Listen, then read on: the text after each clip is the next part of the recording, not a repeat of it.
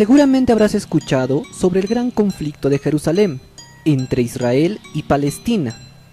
También es posible que hayas buscado explicaciones que al final te terminaron confundiendo aún más. Así que en este video te explicaré de forma sencilla y fácil este gran conflicto que existe desde los inicios de la humanidad. Así pues, esto es...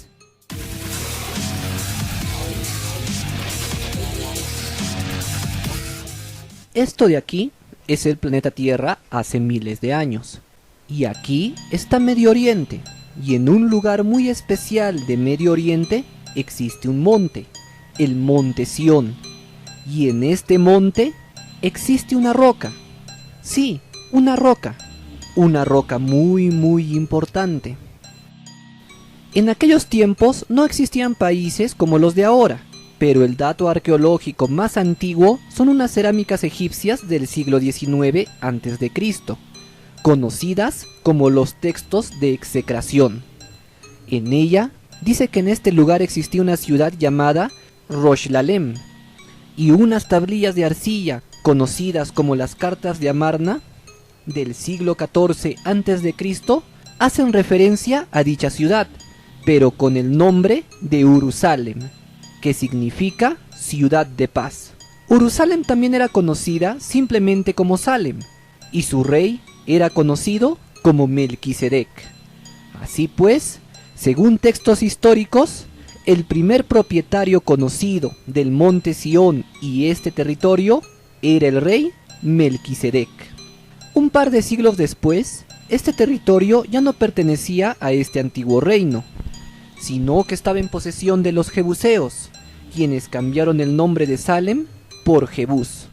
Además, ya existían muchas otras culturas poblando estas tierras, como Canaán, Jericó o la antigua Fenicia. Para ese tiempo, Egipto ya existía hace mucho. A Egipto habían llegado los primeros descendientes de Israel, y tras vivir muchos años ahí, se convirtieron en esclavos de sus anfitriones. En el siglo XIII a.C., durante el reinado del faraón Ramsés II, fue cuando los israelitas abandonaron Egipto. Tras la salida de Egipto, los hijos de Israel vivieron varios años como nómadas en el desierto de Shur, lo que actualmente se conoce como los desiertos árabes. Ellos, según sus creencias, recibirían de Dios la tierra prometida, que no podía ser otra que el monte Sión. Es así como los hijos de Israel comienzan una campaña de guerra, conquistan Canaán, destruyen Jericó y derrotan a los jebuseos, alzándose como los dueños de estas tierras. Ya en el siglo X a.C., Israel, bajo el reinado de Saúl, dominaba toda esta extensión de tierra. Tras la muerte del rey Saúl, le sucedió David, quien derrotó a los filisteos y expandió más su reino. Tras la muerte de este, le sucedió Salomón, quien expandió aún más este territorio. En estos tiempos se construyó sobre el monte Sión el templo de Jerusalén, también conocido como el templo de Salomón, una edificación formidable donde Salomón guardó el arca de la alianza y rendía culto a su Dios. Varios cientos de años después, el imperio babilónico llegaría hasta Jerusalén, sitiando la ciudad y destruyendo el templo. Tras esto, el arca de la alianza desapareció, y el reino de Israel también. Sin embargo, el imperio babilónico no duraría para siempre. El imperio persa derrotaría a Babilonia, tomando control del monte Sión y permitiendo a los judíos volver a Jerusalén y reconstruir su templo. Pero el imperio persa tampoco sería eterno, ya que el imperio griego se alzaría sobre ellos, y un par de siglos después, el imperio griego sería anexado al gran imperio romano. En el año 0, Jesucristo nacería, y 33 años después, pisaría el segundo templo. En el año 66, los hijos de Israel se rebelarían contra Roma, pues querían ser independientes. El emperador Tito aplastó esta rebelión, y en el año 70 destruye por completo el segundo templo. Como los muros de este templo estaban cubiertos de oro, tras derretirse en el incendio, derribarían las piedras para sacarlo. Lo único que quedó fue este muro exterior, el cual existe hasta el día de hoy, el Muro de los Lamentos. Unos años después, el emperador Adriano reunificó las tierras de Israel y les cambió el nombre a Palestina, en honor a uno de los montes de Roma. Prohibió la entrada a los judíos, con lo que los judíos sobrevivientes escaparon a todas partes del mundo. Más tarde, el emperador Constantino probablemente pensó que era buena idea usar la religión para unificar su imperio, así que dijo volverse cristiano, y mandó a construir muchos templos, entre ellos la iglesia del Santo Sepulcro, según él, en el sitio donde Jesús fue crucificado, la cual existe hasta el día de hoy. Para el año 476, el Imperio Romano ya estaba desmoronándose. Para este punto, todo mundo anhelaba Jerusalén y estaban dispuestos a pelear para conseguirlo.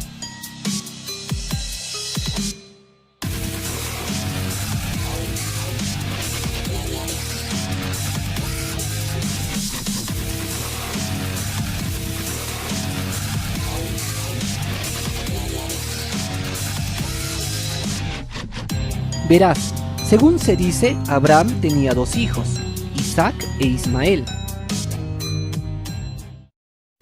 Fue entonces cuando Dios le ordenó a Abraham sacrificar a su hijo.